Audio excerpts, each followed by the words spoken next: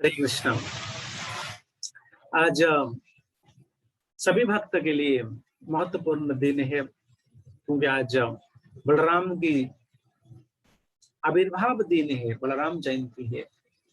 और सभी भक्त के लिए खुश खबर है कि बलराम की कृपा बिना कि हम भगवान कृष्ण का भक्ति को प्राप्त नहीं कर सकते हैं। तो इसीलिए जब तक बलराम कृपा नहीं करेंगे तब तक भगवान का भक्ति में हम अग्रसर आगे नहीं बढ़ सकते हैं। तो बलराम की जयंती अवसर में आज कुछ बलराम जी का कथा श्रवण करेंगे, ताकि भगवान बलराम का प्रति हमारा प्रेम उत्पन्न हो जाए और भगवान बलराम के प्रति हमारा भक्ति बढ़े और भगवान बलराम का कृपा मिले और हम कृष्ण भक्ति प्राप्त करें और भगवान कृष्ण को प्राप्त कर सके। जब परीक्षित महाराज सुखदेव गोस्वामी से भगवान कृष्ण के बारे में बहुत सारा श्रवण किए, भगवान का कृष्ण लीला के बारे में बहुत श्रवण करने के बाद परीक्षित महाराज जिज्ञासा करते हैं कि आप बलराम जी के बारे में मेरे को श्रवण कराइए, क्योंकि बलराम जो है साक्षात कृष्ण है। ऐसा परीक्षित महाराज जिज्ञासा करते हैं सुखदेव गोस्वामी से,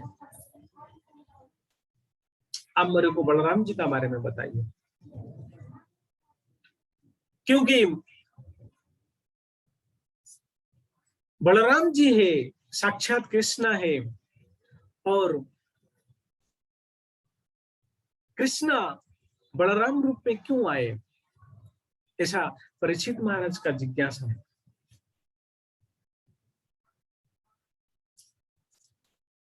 और परीक्षित महाराज जानते हैं कि बलराम जी जो है गुरु तत्व है, इसीलिए प्रभुपाद जी इसके यहाँ पर बोलते हैं कि बलराम इज व्हाइट कृष्णा और कृष्णा इज ब्लैक बलराम। प्रभुपाद जी इसका पर बहुत बड़ा तत्व देते हैं कि कृष्ण जो है ये ब्लैक काला बलराम है और बलराम जो है तो व्हाइट कृष्ण है। और परीक्षित महाराज का मन में ऐसा जिज्ञासा हुआ कि बलराम जी बलराम जी दो माँ का गर्भ में कैसा प्रकट हुए।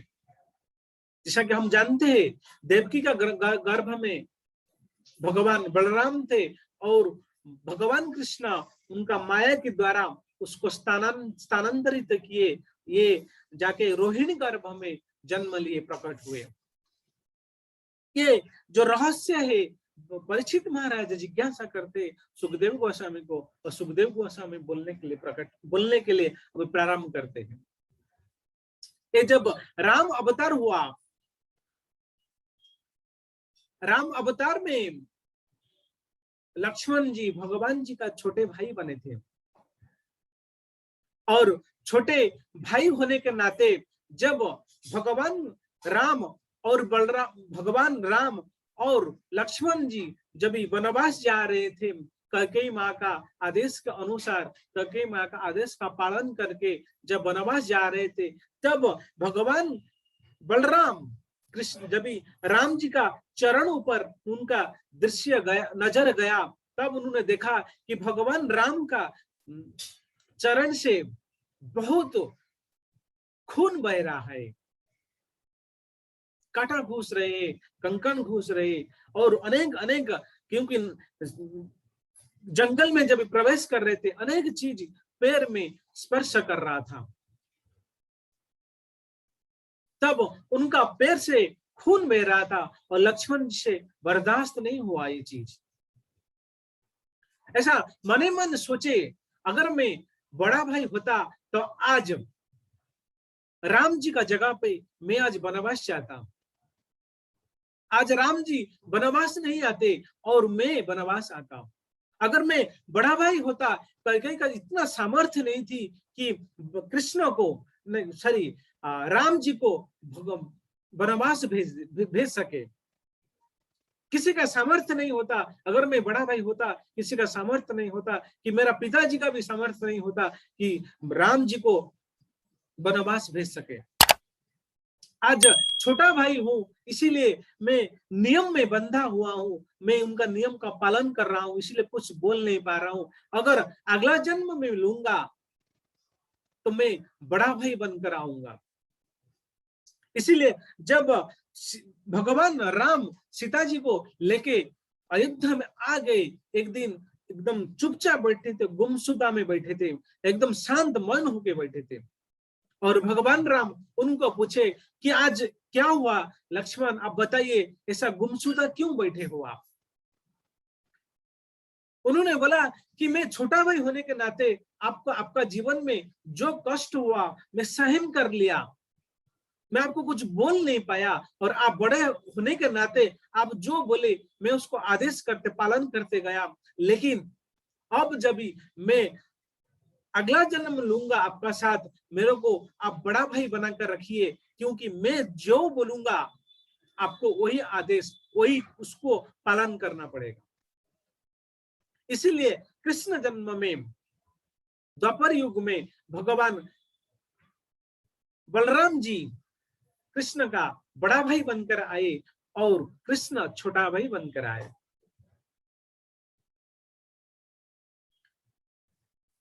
यह है बड़ा भाई बनने का, यही है कारण, बलराम जी बड़ा भाई बने और कृष्ण जी छोटा भाई बने। जब परीक्षित महाराज का जिज्ञासा हुआ तो सुखदेव गोस्वामी इनका बारे में बताने के लिए प्रयास किए, बलराम जी और कृष्ण बारे में बताने के लिए प्रयास किए। जब देवकी गर्भवती थी तब कंस का कारागार में देवकी और वसुदेव जी थे। ये कथा सबको मालूम है। और देवकी के गर्भ से 6 पुत्रों को कंस ने मार दिया। प्रश्न आता है कि ये भगवान जिसका गर्भ से जन्म लेते हैं, जिसका गर्भ से प्रकट होते हैं, तो ऐसा देवकी को क्या का कारण था जो उनका पुत्रों को 6 पुत्रों को मारना पड़ा? पहले जो 6 पुत्र जन्म हुए उनको कंस ने मार दिया। इसमें एक तत्व की ज्ञान है कि जब तक भगवान कृष्ण का भक्ति हो रहा है, जब तक भगवान कृष्ण का भक्ति प्राप्त करने के लिए हम जा रहे, जब तक हम, हमारा मन में 6 प्रकार एक गुण अंदर होता है, तब तक हम भगवान कृष्ण का भक्ति का रस प्राप्त नहीं कर सकते हैं। ये जो 6 प्रकार जो गुण है, जब तक हम शरीर से नहीं निकलता है तब तक हम भगवान कृष्ण का भक्ति को प्राप्त नहीं कर सकते हैं। ये 6 प्रकार जो गुण है, ये जो है काम, क्रोध, लोभ, मोह, मद और माश्चर्य, ये 6 प्रकार का गुण जब तक हमारे शरीर से नहीं निकलता है तब तक हम कृष्ण भक्ति को प्राप्त नहीं कर सकते हैं। ये 6 प्रकार जो गुण है, देवकी का जो 6 पुत्र मारा गया, ये 6 पुत्र है जो कृष्ण आने से पहले, बलराम आने से पहले ये 6 को मारा दिया गया। तो 7वां नंबर जो है बलराम जी का प्रकट। 7वां जो है बलराम जी प्रकट हुए और ये कंस का साथ सेमीफाइनल था। फाइनल से पहले सेमीफाइनल होता है जो सबसे बड़ा रोमांचकर होता है, और सेमीफाइनल रूप में बलराम जी यहाँ पे प्रकट हुए। देखिए इनका नाम जो है बलराम, बल इसमें अगर हम संधि विच्छेद करते, उसको टुकड़ा टुकड़ा कर देते हैं, उसमें बल आता है और राम आते हैं। जो बल हमारा भगवान राम के लिए लगता है उसको बलराम बोलते हैं। जो हमारा अंदर जो बल है, अगर भगवान राम, भगवान कृष्ण, भगवान विष्णु के लिए लगता है, उसको बलराम ही बोलते हैं। और बलराम जो है ये भगवान का सेवक रूप में आते हैं। भगवान का सेवक रूप में बलराम जी है। और भगवान कृष्ण जो है सेव्य भाव है, इसीलिए बलराम जो है सेवा करने के लिए भगवान का साथ आए। भगवान आने से पहले बलराम आए सेवक रूप में और बाद में भगवान आए सेव्य रूप में। इसीलिए बलराम को सेवक रूप, सेवक भाव लेकर आए। इसलिए बलराम भगवान का सेवा करने में एक हमेशा तत्पर रहते और हमेशा नंबर 1 भी रहते हैं। और ऐसा सुना गया भगवान जब आए, उनका 4 व्हीलर सेवक से और 2 व्हीलर सेवक तक भगवान बलराम उनका साथ रहे। बलराम जी भगवान कृष्ण का साथ रहे 4 व्हीलर सेवक से लेकर 2 व्हीलर सेवक तक। जैसा कि भगवान जब घुटने में चलते थे, 4 व्हीलर में चलते थे, तो बलराम जी उनका साथ दिए। और भगवान जब बड़े हो गए, 2 व्हीलर में जब चल रहे थे, तभी भी उनका साथ दिए। जब भगवान घुटने में चलते थे, जब मिट्टी तो खाए तो 2 व्हीलर में थे, जब भी उससे छोटे जब भी थे, बहुत लीला किए भगवान, जब भी घुटने में चलते थे तब भी बलराम कृष्ण का साथ दिए। और जब भी दोनों पग में चले तभी भी साथ दिए। भगवान बलराम कृष्ण का गुणगान करने के लिए, कृष्ण का सेवा करने के लिए प्रकट हुए। और ऐसा देखा गया कि संसार में कोई वीआईपी लोग आते हैं, तब उस आने से पहले एक ऐसा व्यक्ति को भेजा जाता है जो पर्सनल असिस्टेंट भी बोला जाता है हमारा भाषा में। आज का भाषा में अगर पर्सनल असिस्टेंट है तो बलराम जी से अच्छा कोई नहीं हो सकता है, कि भगवान बलराम जी कृष्ण का साथ रहते हैं और वो जानते हैं भगवान कृष्ण को क्या रिक्वायरमेंट है और आने से पहले क्या अरेंज करना चाहिए। और भगवान कृष्ण आने से पहले क्या क्या उनका रिक्वायरमेंट है, बलराम जी से कोई नहीं जान सकता है। अच्छा, बलराम जी से अच्छा कोई नहीं जान सकता है कृष्ण को क्या पसंद है, क्या अपसंद है, क्या पसंद है, क्या पसंद नहीं है। इसीलिए जब कोई वीआईपी पर्सन आता है, पुलिस वाला एकदम सीरियस हो जाता है, म्युनिसिपैलिटी वाला भी सीरियस हो जाता है। साफ सुथरा करने के लिए पहले म्युनिसिपैलिटी वाला और पहले पुलिस वाला के खड़ा हो जाता है, बाद में वीआईपी पर्सन आते हैं। इसीलिए भगवान कृष्ण आने से पहले बलराम जी आए कि इसमें अरेंजमेंट में कुछ कमी नहीं हुआ है ना, इसलिए आए। और जब बलराम जी जीवन में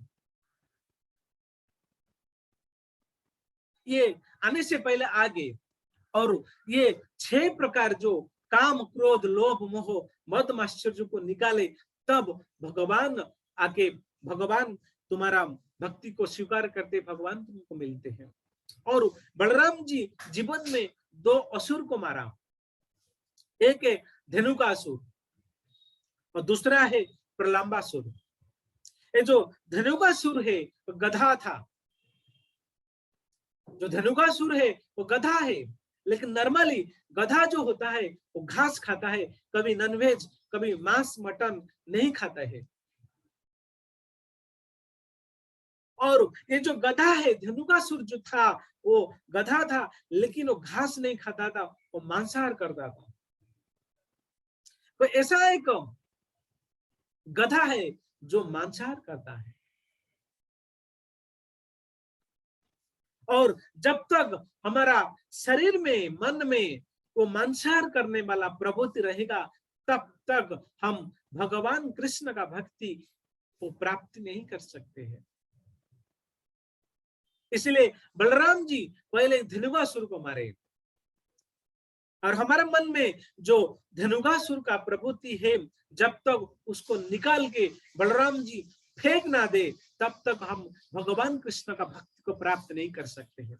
जब तक हमारा मन आसुरी की प्रवृत्ति है, जब तक हमारा मन ये मांसाहार करने का मन करता है, इसका चिंतन करते हैं, तब तक हम भगवान का भक्ति का, भगवान कृष्ण भक्ति को प्राप्त नहीं कर सकते हैं।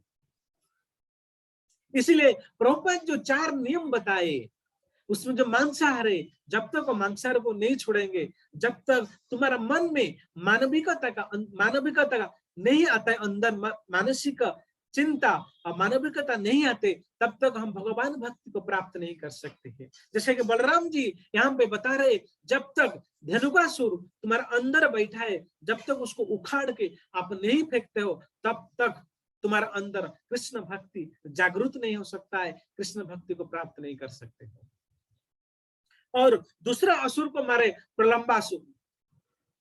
प्रलंबासुर एक ऐसा एक असुर था जो रजोगुण और तमोगुण में भरपूर था।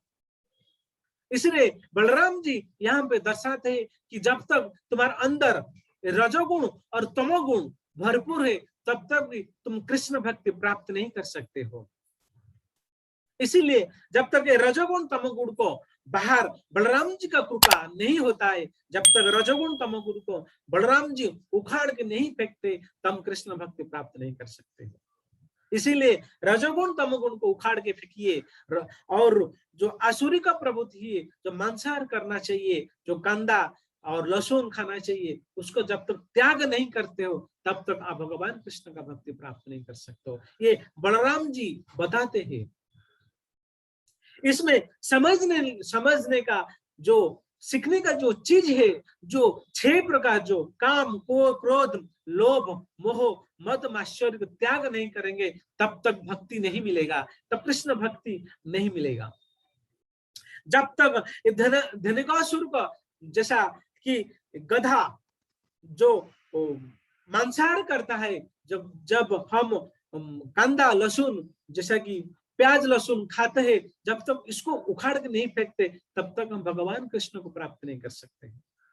और बलराम जी आखिरी में बताते, जब तक प्रलंबासुर का तरह जब हम रजोगुण तमोगुण को त्याग नहीं करते हैं, तब तक हम भगवान कृष्ण को प्राप्त नहीं कर सकते हैं। इसीलिए बलराम जी प्रकट हुए ताकि चेकिंग करने के लिए आए, और कृष्ण आने से पहले आगे, और ताकि हमारा मन में जो विकार है उसको उखाड़ के फेंकना चाहिए, त्याग देना चाहिए, हमारे मन के जो विकार को त्याग देना चाहिए, तब हम भगवान कृष्ण को प्राप्त कर सके। और बलराम जी आए और 7 महीने देवकी का गर्भ में प्रकट हुए। 7 महीने देवकी का गर्भ में रहे, और भगवान कृष्ण उनको माया को भेजे कि तुम जाओ बलराम जी को लेकर रोहिणी के गर्भ में प्रकट करो, ताकि मेरे को जाने के लिए आसान होगा। माया देवी बोले, मैं तो अकेले नहीं जा सकता हूँ ब्रज में, क्योंकि मेरा क्षमता नहीं है ब्रज में मैं अकेले माया जैसा प्रकट कर सकूं। उन्होंने बोला, तुम तो नहीं जा सकते। भगवान कृष्ण बोल रहे, तुम तो जा नहीं सकते हो, ये तो मेरे को मालूम है, इसीलिए बलराम जी आगे आगे चलेंगे और पीछे पीछे तुम जाओगे। माया देवी आए, बलराम जी को लेकर रोहिणी गर्भ में प्रकट करवाया, स्थानांतरित किया, बाद में रोहिणी गर्भ से प्रकट। और जब भगवान बलराम रोहिणी गर्भ में प्रकट हो गए, तब ऐसा किसी को कुछ नहीं बोल रहे थे जब तक कृष्ण नहीं आए। मासूम बच्चे जैसा पड़े रहते थे, उनको खिलाओ तो खाएंगे, नहीं खिलाओ तो नहीं खाएंगे, ना हंसते थे ना रोते थे, कुछ एक्टिवलेस कार्य कर रहे थे। जब कौन मधुमंगल आता था, तब वो हाथ हिलाते थे, पैर हिलाते थे, और मधुमंगल बोलता था कि ये जो दाऊ है वो सखा का प्रतीक्षा कर रहा है, उसका भाई का प्रतीक्षा कर रहा है। ऐसा मधुमंगल को रोहिणी बोलती थी, तुम तो इससे बड़े हो, लेकिन तुम ऐसा दाऊ कैसा बोल सकते हो। मधुमंगल बोलता है कि ये मेरा दाऊ है, छोटे तो है, लेकिन मैं उसको दाऊ बोलने के लिए मैं बहुत उत्सुक हूँ। बहुत मेरा मन करता है उसको बड़ा भाई बना के मैं रखूं। ये मेरे से छोटे हैं, लेकिन मैं बड़ा बना के रखूं। ये मेरा अंदर से आवाज आ रही है, ये मेरा दाऊ है, मेरा बड़ा भाई है। और वो ये कुछ बोल नहीं रहा है, वो किसी का अपेक्षा कर रहा है। जब वो भाई, उनका छोटा भाई आ जाएंगे, तब वो बोलना शुरू करेंगे। बलराम जी का ऐसा स्वभाव था कि जब तक भगवान कृष्ण नहीं आए, वो एकदम गुमशुदा थे, किसी को कुछ बोल नहीं रहे थे। और भगवान कृष्ण आए, एकदम अंधकार में प्रकट हुए। इतना बारिश हो रहा था, इतना बारिश हो रहा था कि सामने दिखाई नहीं दे रहा था किसी को भी। घोर अंधकार, प्रबल बारिश। उसी समय वसुदेव जी ने भगवान कृष्ण को गोद में लिए और छाती में लगा के चल रहे थे। सामाजिक संसार का लोग, जैसा कि कोई फोटो में दिखाता है कि भगवान को एक टोकरी में लेकर वसुदेव चल रहे थे, लेकिन प्रभुपाद जी का सोच विचार एकदम अलग है। प्रभुपाद जी यहाँ पे बता रहे कि कोई अगर किसी का प्रिय होता है, वो हमेशा सीने में लगते हैं। वसुदेव जी का भगवान कृष्ण भगवान पुत्र रूप में पाए, भगवान पुत्र रूप में पाए, और उनको सीने में, टोकरी में नहीं, सीधा सीने में लगा के भगवान कृष्ण चल रहे थे। इतना घोर अंधकार था, दिखाई नहीं दे रहा था।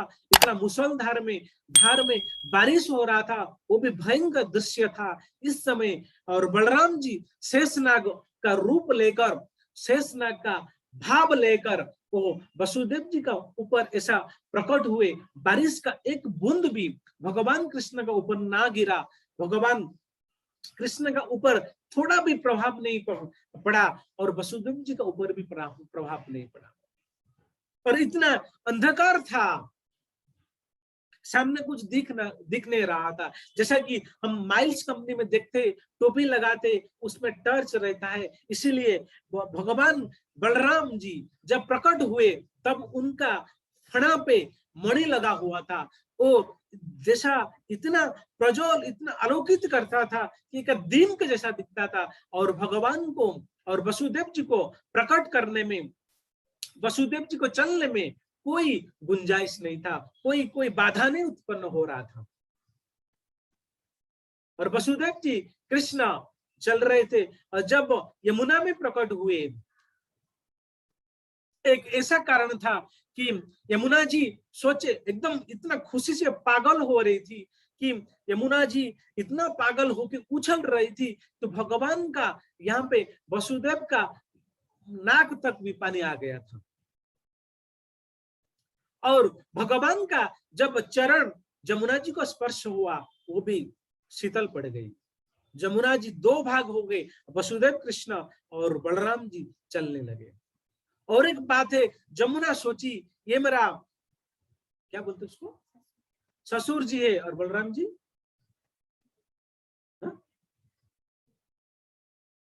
बड़े था, जेठान, जेठान, जेठ। हाँ, बलराम जी जो है जेठ है, जेठ के सामने तो घूंघट उतर कर रहना चाहिए। इसीलिए शांत हो गए कि हमारा, मेरा साथ मेरा जेठ है, तो मैं उनका सामने नहीं जा सकता हूँ। इसीलिए जमुना जी दो भाग होंगे, इसीलिए जमुना जी दो भाग हुए, और वसुदेव जी, बलराम जी, कृष्ण फिर ब्रज में गए, और वसुदेव जी जैसा उनको लेके गए, तो सभी को ये प्रसंग मालूम है। कहने का तात्पर्य यही है, बलराम जी का आने का जो कारण है, वो भगवान का सेवा करने के लिए। इसीलिए बलराम जी जो है सेवक भाव है, और कृष्ण जो है वो सेव्य भाव है। इसलिए हमको अगर भगवान कृष्ण का भक्ति प्राप्त करने का है, तो बलराम जी का कृपा बिना हम भगवान भक्ति प्राप्त नहीं कर सकते हैं। भगवान बलराम जी का कृपा बिना हम भगवान का भक्ति में अग्रसर भी नहीं हो सकते हैं। अगर बलराम जी का बारे में बोलूं, इसके लिए 30 दिन इसके लिए कथा भी कर सकते हैं, लेकिन संक्षिप्त में मैं अगर बताना चाहूंगा, अगर भगवान कृष्ण का भक्ति प्राप्त करने का है तो बलराम जी का सेवा प्रथम कीजिए, बाद में तुमको बल मिलेगा राम की भक्ति करने के लिए, राम की सेवा करने के लिए। जब तक ये बल नहीं मिलेगा तब तक हम भगवान राम कृष्ण का सेवा नहीं कर सकते। इसीलिए आज भगवान के पास में प्रार्थना करता हूँ सभी भक्तों को ऐसा बलराम जी का कृपा मिले और भगवान का भक्ति का भगवान कृष्ण भक्ति प्राप्त करें। हरे कृष्ण।